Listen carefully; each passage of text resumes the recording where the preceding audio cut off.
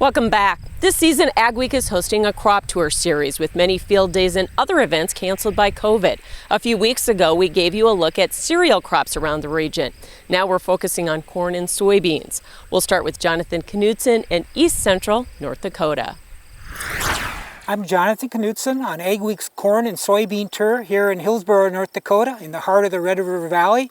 I'm with Nate Van Wetschel, who's sales director for Valley United Co-op. Nate, what are you seeing in the area's corn crop this year? So I think this year we're looking at a fairly average crop. From the road, the corn looks really nice, but if you get out in it, there's a lot of low spots that have drowned out. So I think we've lost a lot of the top end on this corn crop this year, but I still think we're in for an average crop, and hopefully harvest will start sooner than it did last year. Okay. Of course, there were so many unharvested corn acres last year and some unharvested sugar beet acres too in your area. How has that affected the crop?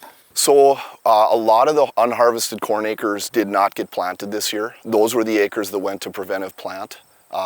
There was some corn that didn't get harvested till June this year, and that was a major factor in what guys were planting this past spring.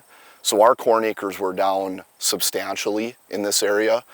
The unharvested sugar beet fields posed a problem as well. We thought we were going to be able to go in and put some soybeans into those fields fairly easily. The high moisture content of the sugar beets, along with all the rain we had last fall, really caused those fields to be a bigger problem this spring than we were expecting. Now we're here in a soybean field, driving by looking from the road. There looks to be some real good chunks out here and then some that don't look quite so good. Yeah, I would say it's very similar to the corn this year, where the low spots have suffered.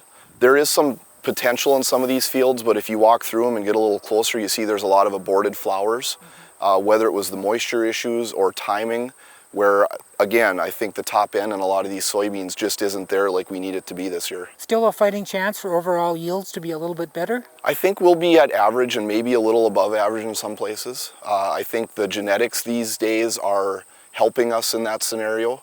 You know, the water is hurting us, but I think the genetics overall have done a good job of keeping us our head above water. Thank you for visiting with us today, Nate. We really appreciate it. Near Hillsboro, North Dakota, on the AgWeek Corn and Soybean Tour, this is Jonathan Knutson.